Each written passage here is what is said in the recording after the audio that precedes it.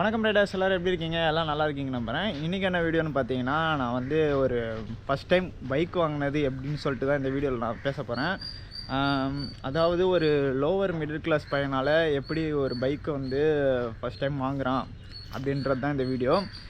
நான் வந்து என்ன வண்டி வாங்கினேன்னு பார்த்தீங்கன்னா, ஃபஸ்ட் டைம் பார்த்தீங்கன்னா பல்சர் 150 தான் வாங்கினேன். ஆனால் நான் இந்த வண்டி வாங்குறதுக்கு முன்னாடியே ஒரு 3-4 வாட்டி வந்து செகண்ட் ஹேண்டில் பைக் வாங்கலான்னு சொல்லிட்டு போயிட்டேன். எந்த பைக்குன்னு பார்த்தீங்கன்னா R15 தான் வாங்கலான்னு என்னோடய ஃபேவரட்டாக இருந்தது அப்போ R15. அதனால் R15 வாங்கிடலாம் அப்படின்னு சொல்லிட்டு கொஞ்சம் கொஞ்சமாக காசு எடுத்து வச்சு வாங்கிடலாம் அப்படின்ட்டு ஒரு 3 வாட்டி போயிட்டேன் நான். ஆனால் என்னால் வந்து பைக் வாங்க முடியல. ஏன்னா நான் பட்ஜெட் வந்து ரொம்ப கம்மியாக வச்சுருந்தேன். ஏதோ ஒரு ஆர்வத்தில் போயிட்டேன் நான் செகண்ட் ஹேண்டில் வாங்கிடலாம் அப்படின்னு சொல்லிட்டு. எங்கன்னு பார்த்தீங்கன்னா பெல்ஸ் ரோடு தான் போவேன் நான். சென்னையில் பெல்ஸ் ரோட்டில் வந்து செகண்ட் ஹேண்ட்ஸ் பைக் மார்க்கெட் தான் அது. அதனால் நான் அங்கே போயிட்டு வந்து நிறைய வாட்டி ஒரு 4 வாட்டிக்கிட்ட போயிட்டு R15 வாங்கிடலான்னு சொல்லிட்டு போயிட்டேன். நம்ம சேனலோட லோகோ பார்த்தீங்கன்னா உங்களுக்கு தெரிஞ்சிருக்கும். அதில் பார்த்தீங்கன்னா நான் R15 தான் உட்காந்துருக்கிற மாதிரி ஃபோட்டோ வச்சுருப்பேன். அது பார்த்திங்கன்னா நான் வந்து ஒரு 3rd டைம் வந்து போயிட்டு வாங்கினது தான். அதாவது பாதி கன்ஃபார்ம் ஆகிடுச்சு, ஆனால் வாங்கலை. சும்மா அது ஒரு ஃபோட்டோ எடுத்தேன் உட்காந்து. நான் பைக் வாங்கினதுக்கு வந்து ஒரு என்ன ரீசன்னு கேட்டிங்கன்னா, நான் வந்து காலேஜ் போகிறதுக்கு தான் வாங்கினேன். காலேஜில் வந்து நான் ஸ்கூல் முடிச்சுட்டு ஃபஸ்ட் டைம் காலேஜ் உள்ளே போகும்போது வந்து பார்த்திங்கன்னா நிறைய பேர் பைக் வச்சுருந்தாங்க. எனக்கு அப்போல்லாம் கூட இன்ட்ரெஸ்ட் வரல அந்தளவு. ஆனால் என் காலேஜ் வந்து ரொம்ப பக்கத்தில் இருந்தது. அதாவது வீட்டிலேருந்து பைக் இருந்ததுன்னா ஒரு 10 நிமிஷத்தில் போயிடலாம். அந்த மாதிரி ஒரு 4 to 5 கிலோமீட்டர் தான் இருந்திருக்கும் என் காலேஜ். ஆனால் நான் பஸ்ஸில் போகிறதுனால எனக்கு வந்து 2 பஸ்ஸு மாறி போகிற மாதிரி கொஞ்சம் லாங்காக இருந்தது. தினைக்கும் அப்படி போயிட்டு வரும்போது ரொம்ப அலைச்சலாக இருந்ததா. இதோட பக்கத்தில் இருக்கிற காலேஜுக்கு எதுக்கிட்ட நம்ம அவ்வளோ தூரம் போனோம் அப்படின்னு சொல்லிட்டு சில டைம் நான் நடந்துலாம் போயிருக்கேன் காலேஜுக்கு. நடந்து போயிருக்கேன், நடந்து வந்திருக்கேன். அப்புறம் தான் எனக்கு வந்து பைக் மேலே வந்து ஒரு இன்ட்ரெஸ்ட்டே வந்தது. பைக் ஒன்று வாங்குவோம் அப்படின்னு சொல்லிட்டு. அப்போ பார்த்திங்கன்னா எனக்கு வந்து R15 வந்து ரொம்ப பிடிச்சிருந்துங்க. R15 ஆனால் என்னால் வாங்க முடியல. அது வந்து ஒரு வகையில் வந்து நல்லதுன்னு தான் நினைக்கிறேன் நான். R15 வாங்கியிருந்தேன்னா அதுக்கு ஒரு EMI கட்டியிருக்கணும், அதுக்குன்னு தனியாக வேலைக்கு போயிருக்கணும். ரொம்ப கஷ்டம் அது. ஆனால் எனக்கு வந்து R15 வாங்காதது வந்து ஒரு நல்ல விஷயந்தான். அப்புறம் கொஞ்ச நாள் போக போக எனக்கு வந்து லைசன்ஸ் எடுத்துட்டேன். ஃபஸ்ட்டு வந்து நான் லைசன்ஸ் எடுத்துகிட்டு அப்புறம் தான் நான் வந்து பைக்குக்கு வந்து கொஞ்சம் காசு சேர்த்தேன். என்ன பைக் இந்த R15 தான் வாங்கினா R15 தான் அப்படின்னு தான் இருந்தேன் நான். ஆனால் R15 வந்து வாங்க முடியாதுன்னு எனக்கு தெரியும். ஏன்னா ரொம்ப ஒரு 15,000ஆவது டவுன் பேமெண்ட்டாக கட்டணும் செகண்ட் ஹேண்டில் வாங்கிறதா இருந்தாலும். காலேஜ் ஃபீஸே வந்து கட்ட முடியாத நிலைமையில் இருந்தேன் நான். எங்கள் வீட்லேயும் கட்ட முடியாது. ஏன்னா வீட்லேயும் அந்த அளவு நமக்கு வந்து இன்கம் கிடையாது. அப்படின்றப்போ எப்படி R15 வாங்குறது? 15,000 கட்டினா அது வந்து நான் தனியாக வேலைக்கு போயிட்டு 15,000 வந்து ரெடி பண்ணோம். காலேஜ் படிக்கும்போது அந்த மாதிரி வேலை எதுவும் கிடைக்கல.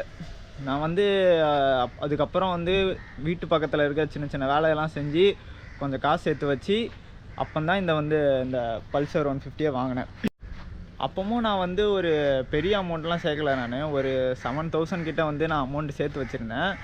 அதுக்கப்புறம் பார்த்திங்கன்னா எங்கள் அண்ணனோட கோல்டு, எங்கள் அண்ணன்கிட்ட போய் கேட்டேன் நான் கோல்டு எதனா இருந்தால் வச்சு எனக்கு ஒரு பைக் மட்டும் வாங்கி கொண்டானா EMI மாதிரி கட்டிடுறேன் அப்படின்னு சொல்லி கேட்டதுனால எங்கள் அண்ணன் வந்து ஓகேன்னு சொல்லி அவனோட கோல்டு என்ன பண்ணால் எடுத்துகிட்டு போயிட்டு அடகு வச்சு அந்த காசை வச்சு தான் இந்த பல்சர் 150 வந்து வாங்கினேன். இந்த பல்சர் 150 வாங்குறதுக்கு முன்னாடி வரையும் என் மைண்ட் செட் எப்படி இருந்ததுன்னா, வாங்கினா R15 தான் வாங்கணும். ஏன்னா எங்கள் வீட்டு பக்கத்துலேயே நிறைய பேர் வந்து என் ஃப்ரெண்ட்ஸ் நிறைய பேர் வந்து பைக் வாங்கினாங்க. NS, அப்புறம் R15, MT அப்படின்னு சொல்லிட்டு நிறைய பேர் வாங்கினாங்க. அப்போ நம்மளும் ஒரு R15 அந்த மாதிரி வச்சுருந்தா கொஞ்சம் நல்லா இருக்குமே. சண்டே ரைடு போவானுங்க, அப்போ நம்மளும் அவனுக்கு கூட ரைடு போகலாம். அந்த மாதிரி ஒரு மைண்ட் செட்டில் இருந்தேன். ஃபஸ்ட்டு அந்த மாதிரி மைண்ட் செட்லேயே இருக்கக்கூடாதுங்க. ஏன்னா நமக்கு ஏற்றது தான் நம்ம வாங்கணும்.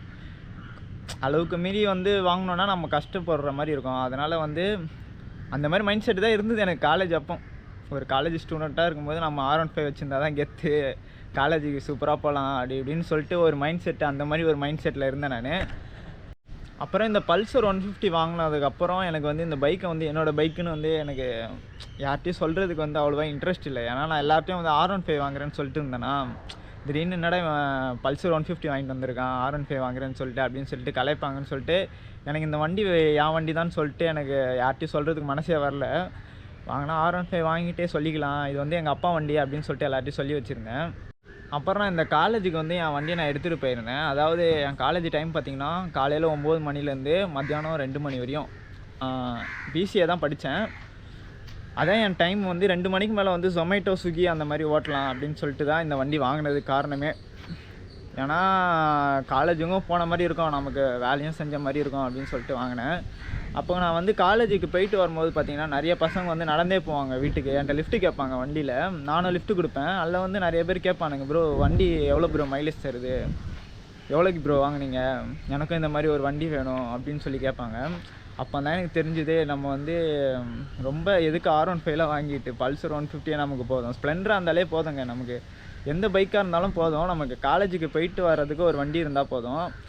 அந்த மாதிரி மைண்ட் செட் எனக்கு அப்போ தான் வந்தது. அதுக்கப்புறம் நான் வந்து R15 வாங்குறதே கை விட்டேன். நான் R15 வேண்டாம் அப்படின்னு சொல்லிட்டு பல்சர்லேயே கொஞ்ச நாள் ஓட்டிகிட்டு இருந்தேன்.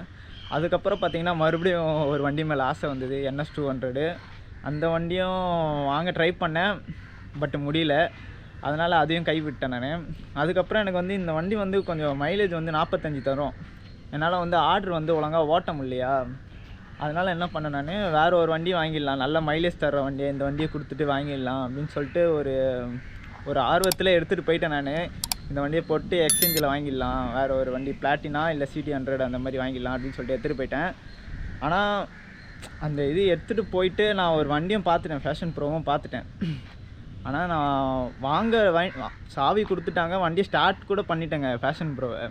வண்டி ஸ்டார்ட் பண்ணோன்னே எனக்கு இந்த வண்டியை பார்த்தோன்னே எனக்கு மனசே கேட்கல, இவ்வளோ நாள் நம்ம கூட இருந்தது, காலேஜுக்கெல்லாம் போயிட்டு வந்தோம், வேலைக்கு போனோம், நிறைய காசு சம்பாரிச்சு கொடுத்தது, இந்த வண்டியை கொடுத்துட்டு வேறு வண்டி வாங்குறமேடா அப்படின்னு சொல்லிட்டு எனக்கு மனசே கேட்கல. அதனால் நான் என்ன பண்ணேன், எனக்கு இந்த வண்டி வேணாம், இந்த வண்டியை வச்சுக்கிறேன் அப்படின்னு சொல்லிட்டு இந்த பல்சர் 150 நான் எடுத்துகிட்டு வந்துட்டேன். அதாவது விற்கவே கூடாது அப்படின்ட்டு எனக்கு அப்போ தான் மைண்ட் செட்டே வந்தது.